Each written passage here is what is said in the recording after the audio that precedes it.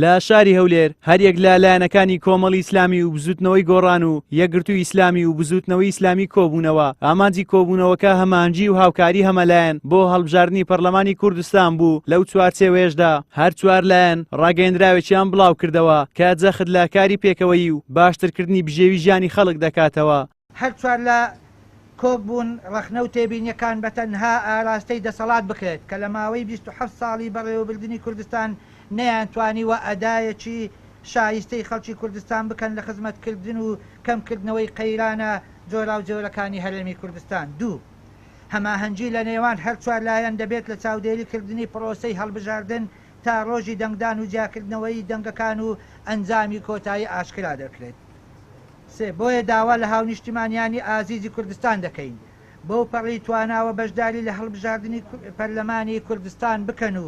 نوێنەرە دڵسۆز و ڕاستەقینەکانتان بنێرن بۆ پەرلەمان تا داکۆچی لە ماف و خواستەڕەوەکانتان بکات تا پرۆسەی هەڵبژاردنەکان بە شێوەیەکی خاوێن بەڕێوە بچێت و دوور بێت لە تەزویر و دەنگدانی نایاسایی. لای خۆیەوە نوێنەری کۆمەڵی ئیسلامی کوردستان لە کۆنگرە ڕۆژنامەوانیەکە داوتی هەمیشە لەگەڵ لایەنەکانی ناڕازی هەماهەنگ و هاوکار بووین وەکو حیزبێکی سیاسیش بە مافی خۆمانی دەزانین کار بۆ گرتنە دەستی دەسەڵات بە ڕێکارە یاسایی و سیاسیەکان بکەین. ئێمە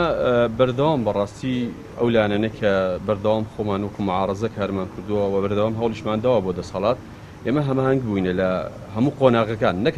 تەنها لە قۆناغی هەڵبژاردن ئێمە بەردەوام بەڕاستی هاوکاری یەکتر بووینەوە بە ئەو هاوکاریەش بەردەوام دەبێت لەگەڵ یەکتر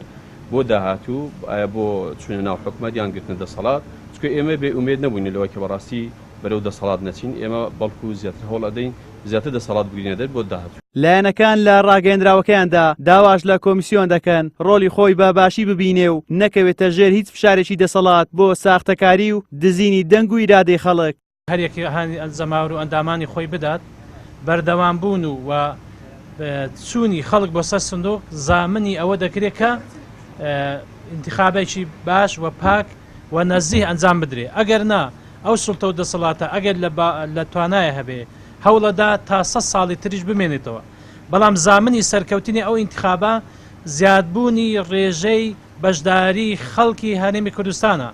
کە تاکە پرۆسێک لە دنیادا ئەمڕۆ خەڵک لێوێ بگاتە هەدەف و ئامانجەکانی خۆی بریتە لە هەڵبژاردن. وەک دەبێت کۆمیسیۆن دڵنیایی داوەتە هاوڵاتیانی هەرێمی کوردستان بەڵام لە پاڵ ئەمەشدا ئێمە سەرنج تێبینیمان هەیە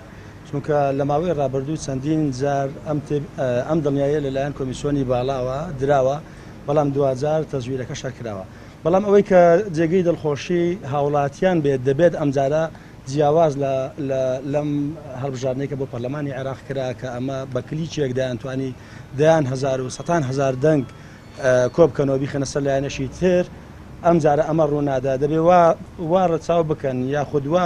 سیرکەن کە ئەم هەڵبژاردنە هیچ جیاوازیشی نییە لەگەڵ هەڵبژاردننی 2013 دوای 27 ساڵ لە حکومڕانی ناتەندروست و شکاندنی ئیرادەی تاک لەلایەن هەردوو حیزبی دەسەڵات دەرفەتێک هاتووەتە پێش کە هاوڵاتیان بۆ سزادانیان و هەڵبژاردننی و هێزولایەنانەی لە بەرەی گەڵدان کۆمەڵی ئیسلامی کوردستانیش داوا لە هاوڵاتیان دەکات بەشداری گەرم و گوڕ لە دەنگدان بکەن تاوەکو ڕێگر بن لە بەشی زۆری ئەو تەزویر و خروقاتانەی لایەنەکانی دەسەڵات لە میانی هەڵبژاردندا هەوڵی بۆ دەدەن.